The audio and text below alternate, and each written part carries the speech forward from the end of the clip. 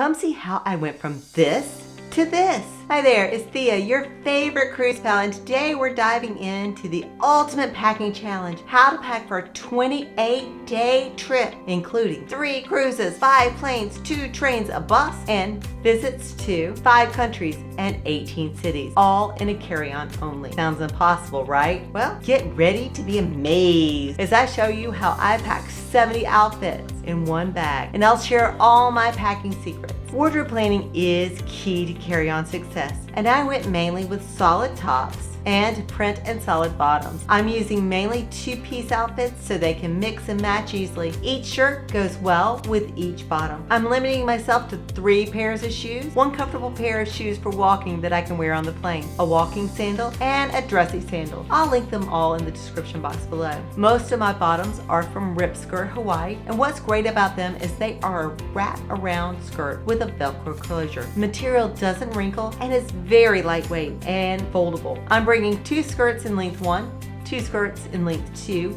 and 1 skirt in length 4. They're made of a material that repels water, so you can even use them as a cover-up or wash them out in the sink. They're perfect for dressing up for dinner or down for sightseeing. Now, let's talk about packing styles. I've tried out several packing products, from traditional packing cubes to compression cubes. Both are fabric pouches that help sort your items and keep you organized. While they're not necessary, they can be a game changer for carry-on travelers. There are 3 main packing styles for packing both types of cubes: folding to the length and size of the cube, Marie Kondo folding, or the military roll. I found the military roll to be slightly more efficient, but on my way to the trip, I'll be folding, and on the way home, I'll roll. You'd be surprised how much space you can gain for a few new purchases. Another thing to limit is the what-if items. You know the ones, like, I'm going to Greece, but what if there's a sudden blizzard? Or, it's been 2 years since I went to the gym, but I should bring my running shoes just in case. Well, some what-ifs make sense, like over-the-counter medication and a small umbrella. Remember, you can buy most everything you need all over the world. Now, for my female viewers, I know what you're thinking. What about my beauty routine? For me, I limit all of my products. I only pick the most important ones. I do take my hair dryer, but if you're going internationally, make sure your hair tools